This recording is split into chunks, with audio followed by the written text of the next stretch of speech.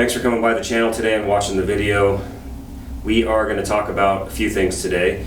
Number one, yesterday I hit 1,000 miles on the 18 Crosstrek, so I wanted to go kind of take a more detailed look at the first 1,000 miles.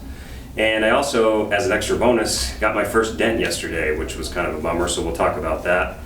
And then I wanted to answer a couple questions that seem to pop up in the comments pretty often, and that is, does the Crosstrek have enough power? And that is something that has plagued the Crosstrek, or been a question about the Crosstrek since 13 when it came out. And the other one is price. What did I pay for the car?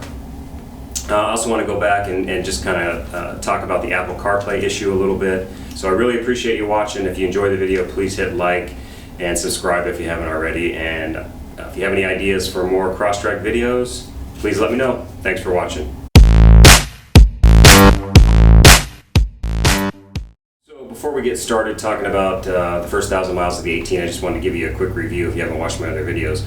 Previously I had a 2014 Crosstrek. I had the 14, put about 45,000 miles on the car. Really enjoyed it. It was an excellent all-around car. I honestly expected to keep it forever. And then Subaru had to go and come out with the global platform and make the new car so much better that I just had to buy one. The 14 had its issues. It was very loud. The CVT was a little bit buggy, kind of shifted strangely now and then, and it was loud under acceleration, which I'd have to say was probably the biggest negative about it. The interior was very plain and very plasticky. Other than those things, just a great little car. I enjoyed it a lot, but the 18 is so much better, and so let's talk about that and why the 18 is better. So how is the 18 better, and what have I kind of figured out over the first 1,000 miles? And to be honest with you, I did my review when the car had only a couple hundred miles on it, and not much has really changed. The biggest differences with the 18 is how quiet the car is, how much better the interior quality is with the leather and all the surfaces that you touch. The head unit, though it does have its issues we'll talk about in a second, is way better as far as sound. The backup camera is bigger, more clear. The CVT is better. It definitely shifts better, especially now after 1,000 miles. Initially, I thought there was a couple of weird shifts in there where it was kind of a little bit confused, but it seems to, with my driving style, kind of figured that out, and it seems to be shifting better. There's definitely more room in this car. It's not gigantic. I think it's 1.5 inches wider and 1 inch more room in the back seats. There is more storage room. I made a video about that if you haven't seen it. One of the big things I have noticed over the first 1,000 miles is I'm definitely getting better gas mileage in my 18 than I did in the 14. My first 2 tanks of gas were indicated at 33 miles per gallon. Calculated by math, it was a little over 30. My car never showed 33 miles per gallon when I was in the 14 ever. So that's pretty cool. I'm enjoying that. One of the other things that I like about the new car are the headlights. Easier to see during the day, and the steering adaptive headlights I really like as well. I thought those were kind of strange at first, but I'm really liking that. It's kind of cool. So overall, I would say the 18 still in my mind is just a step ahead of the previous Crosstreks, especially my 14. Just a fun car. It accelerates better, gets better mileage, there's more room, nicer inside.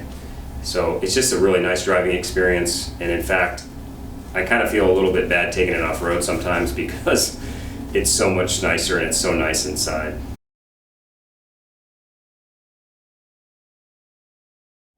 So let's talk about the head unit. The Harman Kardon head unit apparently is new for 2018. The screen quality, it's a beautiful picture, it looks good. Most of the things on there work very well. As far as the touchscreen goes, it's not the best in the world. It's certainly not an Apple iPhone. A lot of times I have to touch things 2 and 3 times to get them to actually recognize that I'm touching. Overall I'm happy with it. The stereo sounds good, it's easy to use, it's pretty intuitive, I think. There's not like crazy long menus that you have to go through to do basic things, so I like that. Apple CarPlay. So in my other video I talked about how I was having intermittent issues with that, and it was probably working 60 or 70% of the time, and that kind of went down the longer I drove the car. And most of the people in the comments, and I appreciate you guys very much letting me know, stating that it's all about the cable that you use. I was using a Belkin cable, which is a pretty decent cable. It was pretty thick, It wasn't like some of the really crappy ones that you can get. I went over to Apple Store and I bought a brand new Apple cable, and I've been using that for the last 3 or 4 days, and I've only had one instance where the CarPlay would not work. And for the life of me, I cannot figure out a pattern as to when it's not working. I've tried it in all different configurations, plugging in before you turn the car on, plugging in after you turn the car on. And on the occasions when I haven't been able to get it to work, no matter what I do, no matter how many times I plug it in, it will not work until the car is shut off and some time has passed and then I come back to it. So that one's gonna have to wait till the dealer. When the Apple CarPlay is working, I really like it. It's cool to have maps. I don't have navigation on my car, so that's really nice. And it's easy to answer texts, all that kind of stuff. So Apple CarPlay, I'm happy with. It's still not working 100%, but the cable has definitely made a difference.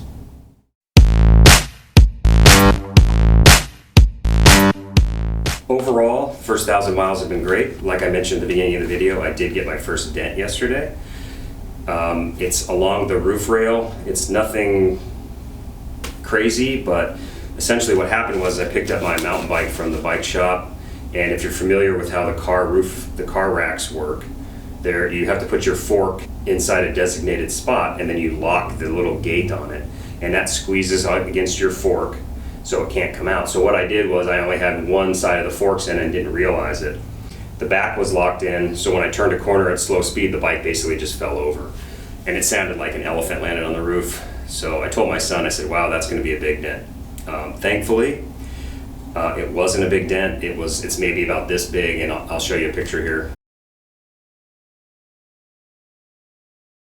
Essentially what happened was when the bike fell over, the tire stayed wrapped in the ratchet strap, but the pedal hit the roof. I guess the rest of the dents from here on out won't be as painful, but at least I made 1,000 miles before I got my first dent, which for me is actually pretty good. I wanted to cover a couple of the most common questions that I get in the comments, and that is, does the car have enough power and acceleration, and what did I pay for the car?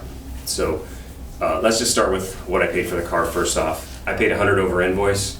I'm not going to go into all the details as to what the final price was, because there was, with trade-ins and taxes are different everywhere.